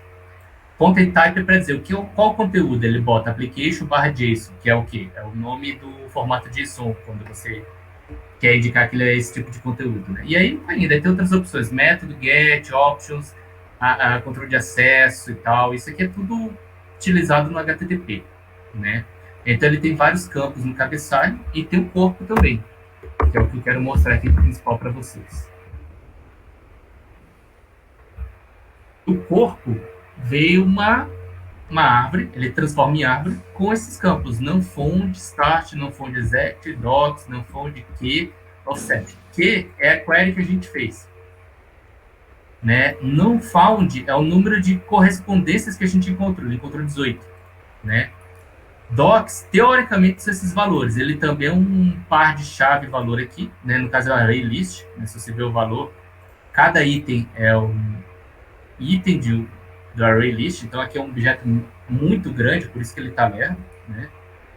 Mas olha só, campo key, campo type, seed, title, title suggest, title sort, dish count, dish key, publish date, e assim, às vezes você vê mais tipos dentro desse tipo, né? Então é mais complicado ainda, né? E esse é para o primeiro, tem 118 aqui, ele só está mostrando 99, mas 118, né? Número exato, né? Eu não sei qual é a diferença, se não é porque eu acho que alguns são repetidos, o exato é 26, né? Aí tem start aqui também, que eu não entendi direito, né? Qual é a lógica disso? Não found, né? Que é o número dos que foram encontrados. Mas, enfim, não sei também porque que não found está menor que não found exact. Tá estranho isso, mas tudo bem. E é mais ou menos isso. Isso ele recebeu como textão, uma string. Então isso tem que ser convertido para o formato de um objeto para deixar a vida mais fácil para a gente. E é para isso que existe aquele conversor que foi adicionado aqui no cliente retrofit, esse JSON Convert Factory. ele vai facilitar a nossa vida. Ou seja, em vez de você receber esse objeto N, e aí você tem que ir tratando A por A por A, você simplesmente... vou fechar, vou mostrar. Eu vou mudar agora o tipo de resposta para query result DTO. Detalhe, esse tipo query result, aí ele está reclamando, né? Muda aqui para query result também. Query result DTO. Detalhe, esse tipo aqui ele não existe, ele foi criado com Stone Library Model DTO. Ele foi criado. Então, o que acontece? Eu coloquei aqui Start no Found Docs, porque para mim são os únicos que são relevantes. Né? Principalmente Docs, que Docs é o conteúdo propriamente dito. E dentro desse Docs tem essa lista de Doc DTO. Doc DTO, cada Doc seria um livro, teoricamente. E aí, o que ele tem aqui? Vocês estão entendendo aqui até agora, né? Mais ou menos. Essa parte é meio que uma substituta do... Essa parte é meio que uma substituta do que a gente fazia antes do... Não era o DAO, era da classe do book mesmo. Sim. Só que isso aqui é um DTO. O DTO é um quê? É um objeto que geralmente ele tem vários campos e ele transmite informação de uma vez só. Uhum. Né? É um conceito. DTO significa Data Transfer Object. É um objeto para transferência de dados. Porque é mais interessante você transmitir informação em grandes quantias de uma vez só do que em pequenas. Porque o processo de você fazer o handshake entre os dois pontos e se comunicar é muito custoso se você tiver que fazer ele milhares e milhares de vezes por segundo. Então você pega tudo de uma vez e daí você só passa o que for necessário para... Exatamente. E aqui no caso, eu estou ignorando alguns campos. Esse aqui não é nem de longe todos os campos que tem. Porque se a gente procurar esse DTO de novo aqui na API, né, a gente volta aqui, ó. Tá vendo o start num found docs? É o formato da resposta. Uhum. Aqui são alguns campos que existem dentro desse objeto docs, que é uma lista também. Uhum. Só que o esquema completo dele está definido aqui, gente. Olha o tanto de campo que tem. Olha o tanto de campo que tem no esquema. É muito campo, né? Toda essa parte aqui amarela são os campos do esquema. Então, assim, não faz... Como eu não vou utilizar várias das coisas que estão aqui, eu nem sequer defino elas nesse objeto DTO. E aí, como a fábrica é configurada assim por padrão, ele já ignora, ele já descarta. Então, o DTO é os dados que vieram do back-end. Só que isso precisa ser processado para dados no formato que a gente entende. Né? Por exemplo, aqui, ele tem esse int. Esse cover int aqui é um código caso você queira baixar a capa do livro. Esse Haskell text é caso você tenha o texto completo. Aqui seria a versão da edição. Né? Aí teria o título, o nome do autor, que, detalhe, é uma lista. Porque pode ter mais de um. Né? Então, como alguns livros são escritos por mais de autor, o formato desse objeto é lista. Mesmo que, sei lá, Senhor dos Anéis tenha sido escrito pelo Tolkien. Né? Uhum. Se bem que tem gente que comenta que a esposa dele ajudou bastante ele a escrever o livro. Né? Mas, enfim. Aí tem o primeiro ano de publicação, primeira publicadora, e tem esse campo key. Esse campo key aqui é o equivalente à nossa chave privada. Né? Uhum. Aí tem esse método aqui que é para facilitar a nossa vida, é asBook. Por quê? Porque ele vai converter desse doc DTO para book. E aí vai descartar os campos que não são necessários, né? Então vai descartar os campos que a gente não usa. E alguns ele vai converter. Por exemplo, esse author name só vai pegar o primeiro nome do autor. Sei lá. Porque no caso, os livros que eu pensei, assim, claro, tem outros autores, né? Mas é que como não quis mudar o tipo para ser uma lista, né, para tratar com o cenário de que tem vários autores por livro, eu escolhi pegar só o primeiro autor de referência, que geralmente é o autor mais famoso, é o maior contribuidor, é isso, né? E aí ele tenta acessar a lista, né? Se não encontra, ele joga um notes, caso ele encontra, porque às vezes esse campo vem vazio, né? Caso ele encontra, ele joga o primeiro autor, basicamente isso. E aí ele preenche, ele cria aqui no construtor do book um objeto, né? Que vai ser armazenado, inclusive, né, usando a chave que ele recebeu nesse campo-chave, título, autor, primeira publicadora e primeiro ano de publicação. Aí, voltando aqui, então, para a maneira que o código é chamado, né? Acho que eu consigo tirar aqui, né? E descomentar. O que vai acontecer? Não, se bem que eu acho que ele... Peraí, detalhezinho aqui. Eu não lembro se eu tinha ou não tinha. Não tinha. Não tinha interrogação no final, não preciso.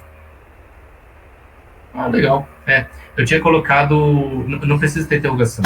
Eu tinha colocado a interrogação porque eu estava colocando um null aqui para o objeto existir, porque ele é usado aqui embaixo. Né? Mas é isso. Sim. E o tipo aqui tá errado. Eu tô colocando N, né? Não é N. Tecnicamente é N, né? Porque o N pode ser qualquer coisa. Sim. Mas a sacada é que eu quero que seja uma query result DTO. Por quê? Porque aí dentro desse query result DTO tem o campo docs. E aí ele já formata. Aí vocês vão ver como é que fica diferente quando chama dessa maneira. Você cria os objetos. E um detalhe importante. O nome que vem no JSON é o nome que está dentro do campo dessa tag serializer name, né? Por exemplo, como aqui o nome que eu estou usando dentro da classe é cover, mas o nome dentro do JSON é cover _ i, eu tenho que criar essa tag serializer name e colocar o valor aqui dentro, senão ele não encontra, né? Por que title key não possui? Porque é exatamente o mesmo nome, da variável que eu deixei na classe e o nome dele no JSON. Como o nome é o mesmo, o conversor ele encontra, né? E ele já faz a conversão. Mas em alguns casos eu quis mudar, eu não quis usar o formato snake case, eu quis usar camel case. Então, para usar camel case, tinha que mudar o nome. Aí ele não iria encontrar. Então, o que eu fiz? Adicionei o serializer name. Né? Aí, resolveu. Tudo bem? Tudo certo até aqui? Da minha parte eu entendi. Gabriel fez que sim. Ricardo, você entendeu?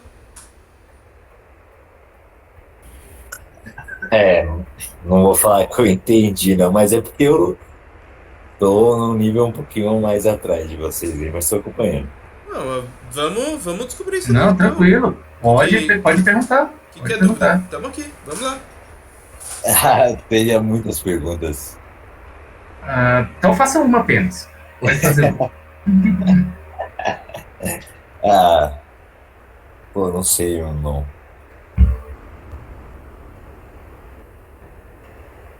Tudo bem, então.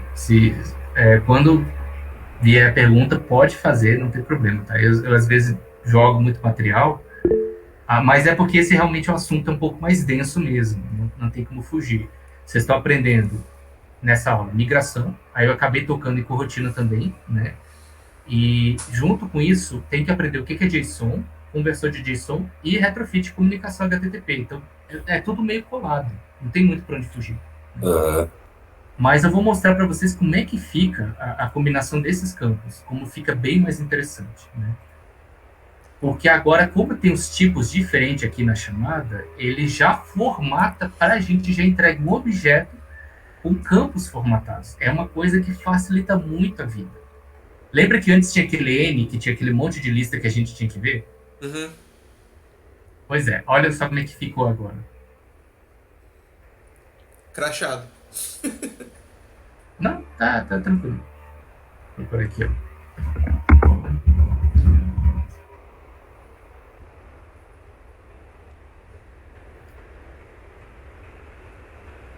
Ele retorna o objeto results, né? Que é formatado aí do response. O response é o objeto response que ele descarta. Dentro tem aqueles campos, ó. O start já está como double. No found está como double. Né, que é o que eu tinha colocado aqui quando a gente olha, né, query result, eu coloquei double para start, no found, docs é lista de doc, então já tem uma lista aqui, array list de docs. Né. Quando a gente abre, o doc já é um doc DTO, ou seja, em vez de ter uma lista infernal para cada itemzinho, já é um doc com um campo, entendeu? Ó, a chave do autor, o nome do autor, tudo que se considera relevante, com os nomes que foram publicados ali. Né. Então, isso é bem interessante. Pelo menos da maneira que eu vejo, né? É bem interessante porque já entrega o troço meio que mastigado. Eu não tinha percebido uma coisa, eu vou falar depois, mas pode continuar. Tá, beleza. Então eu dou um F9 aqui, ele vai continuar a execução do código, e olha só, ele jogou uma lista aqui. Vocês estão conseguindo ver isso aqui ou vocês precisariam que fosse maior aqui o Eu tô vendo. emulador? Pessoal? Tá vendo?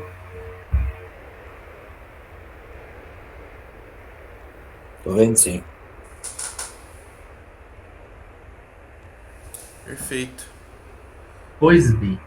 Aí tem esses campos são uma entrada, eles estão aqui no adapter, né? E você pode ver que são vários itens.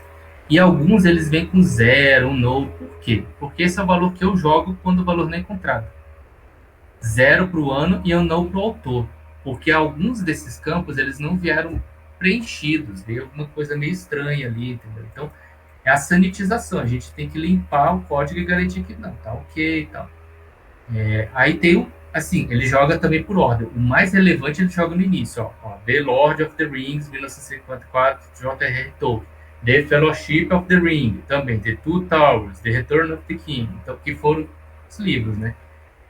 Então, e aí tem uma propriedade interessante. Lembra, voltando aqui pro método que eu mostrei aqui do DocDTO, que ele tem esse método ASBook?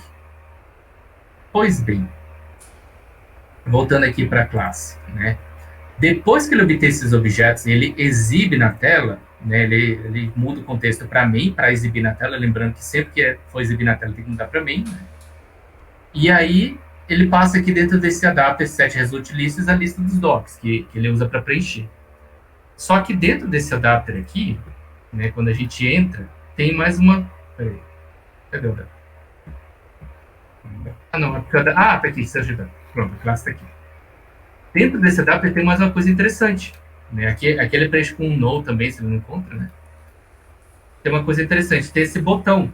Né? E o que acontece quando você clica nesse botão? Ele executa esse trecho de código aqui, que é o add button, né?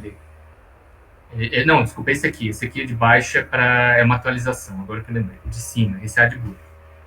Ele chama o método insert do compêndio e ele pega o doc e ele chama o método asBook. Ele gera um objeto book a partir daquele doc que está aqui. Então, o que a gente faz? A gente grava no nosso banco de dados. Quando eu clico nisso. Eu cliquei aqui, ele gravou. Eu cliquei aqui, ele gravou. E essa atualização aqui é esse código daqui de baixo que ele atualiza. Ele escolhe qual é o ícone com base. Ele verifica se o objeto, se existe um book com a mesma chave. Uhum. Ele pega o book, né? E aí ele verifica. Se ele encontra, ele muda o ícone para esse check. Se não, ele deixa como mais. Né? Então, o que acontece? Quando eu rolo, eu saio, eu volto, eu tenho a garantia que ele sempre vai estar com mais. Se eu sair aqui da tela, da busca, né? E, digamos, eu buscar de novo, ó, Lord of the Rings. A nova busca, mesma query. Sim, eu esqueci que eu estou debugando. Já vem marcado como adicionado. Né? Só adicionar uma parte, talvez. Ricardo, claro. Você chegou a entender naquela linha vermelha por que está escrito .let?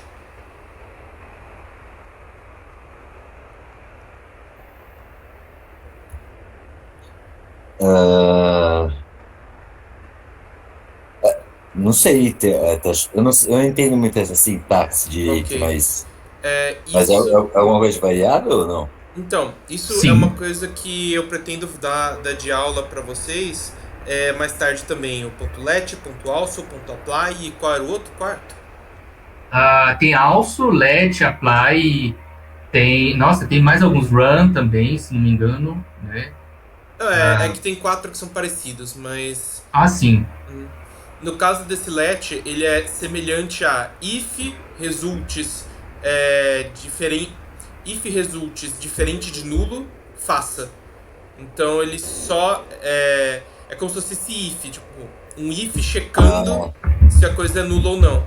Então nesse caso, o resultado let de deixar mesmo. Tipo, deixe acontecer isso se for nulo. Aí... Exato, é a mesma coisa que isso daí. Aí teria outros que são bem similares.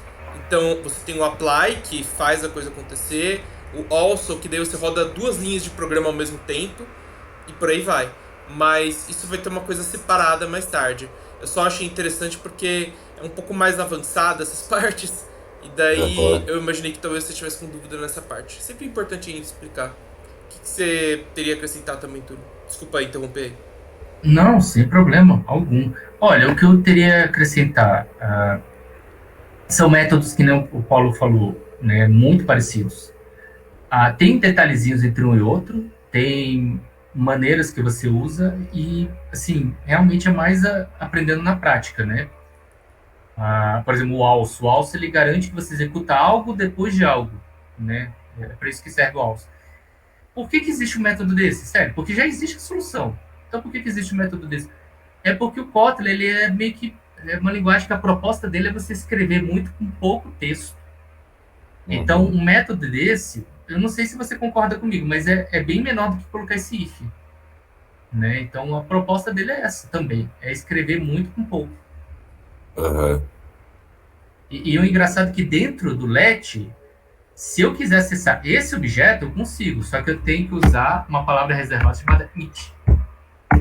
Né? Aí, tanto que se eu chamar it.start docs, it docs é o mesmo que result docs. Porque o it ele é um ponteiro que existe dentro do let só para o objeto que está chamando ele. Uma coisa bem... Se você quiser, você pode renomear esse it no começo para id, por exemplo, ou qualquer outro nome, e fazer um let dentro do let. Pode sim, ó. Você pode fazer aqui query, muda aqui, ó, ele não está aceitando mais. Por quê?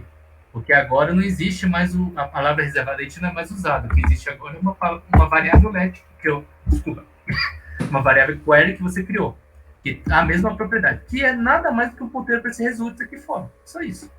Aí tu pergunta, por que ele usa it? Por que ele permite que eu escreva uma variável? Aí, de novo, isso vai muito da escolha dos métodos. No caso do let, é porque ele quer permitir que o ponteiro diz continue sendo visível, significando exatamente o que ele significa. Que é ou o contexto da corrotina, que é geralmente onde esses métodos são chamados, ou o contexto da atividade. Então, é isso. É essa a grande sacada desse método, né? E esse é o let. Aí tem outros métodos que você pode chamar aqui, por exemplo, no lugar de results.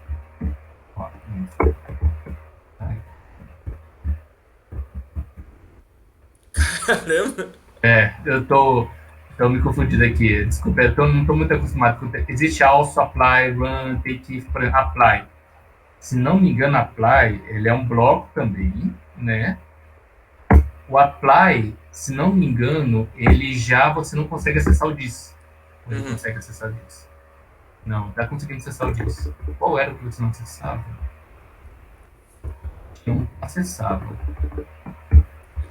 Eu acho que é ou o also ou o outro. Eu lembro que na prática o que muda é esse negócio de você ter... Exato.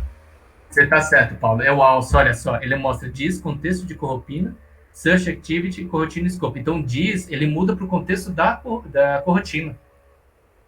A primeira opção do diz é o contexto da corrotina. Claro que se você colocar diz arroba o nome da classe, ele encontra o ponteiro diz correto. Isso é normal. Mas é exatamente isso. Ele esconde o ponteiro diz, a não ser que você coloque esse arroba o nome da classe para identificar qual é, né?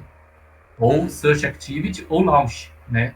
Mas é basicamente isso, é bem interessante. Sim, é o also faz isso. Né? Aí tem umas pequenas diferenças e a ideia por trás desses métodos é isso, é simplificar a vida, escrever mais com pouco, né? Se eu fosse resumir Kotlin em uma palavra, eu diria elegante. Sim. Nem, assim, às vezes, não. Né? Às vezes tem alguns problemas sérios, tem uns problemas em Kotlin. Principalmente, por exemplo, com ponteiro nulo. Porque ele para funcionar, você ou tem que jogar aquelas duas exclamações, ou você tem que jogar um cache, ou você usa um let como esse, entendeu? Então, aí no final das contas você acaba fazendo mais código e o Java ele só assume que os ponteiros podem ter nulo, então fica tendo menos código. Mas depende do contexto. É a vida. No geral, o Kotlin produz menos código, sim. No geral.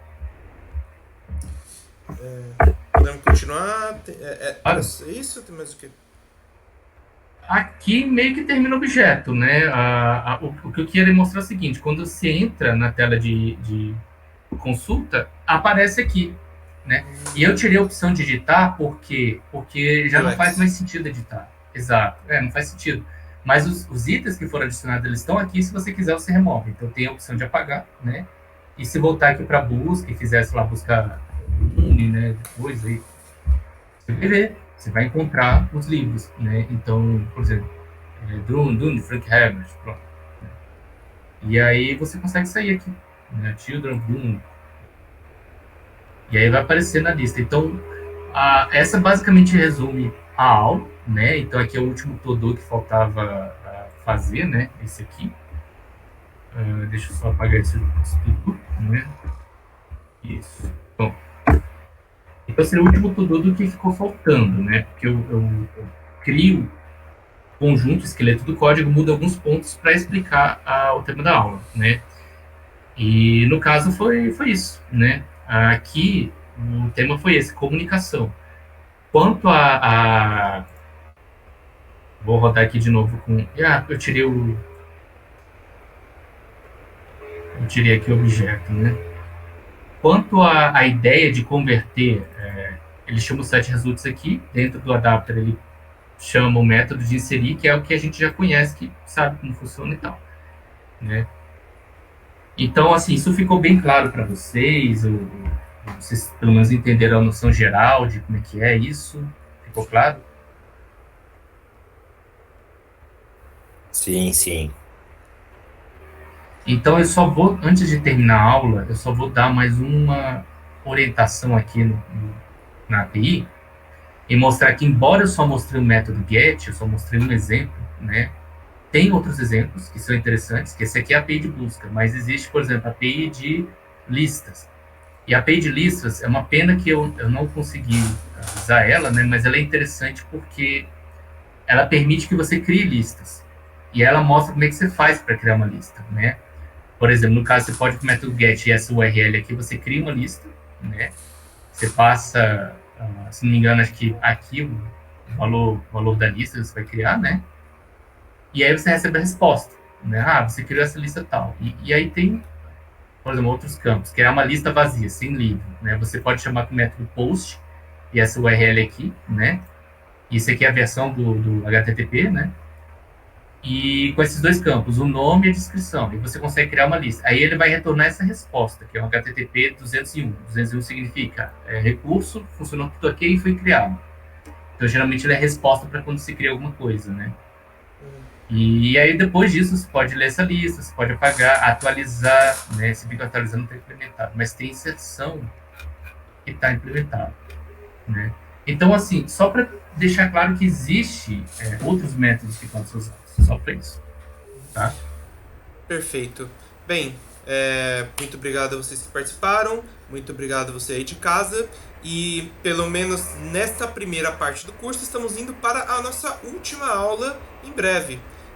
Fiquem em espera, que a próxima aula será por minha conta, e aí a gente termina pelo menos essa primeira parte do curso. Deu para ver que o aplicativo está mais ou menos já nos trinques. Vamos ver ele ficando pronto 100%. Beleza?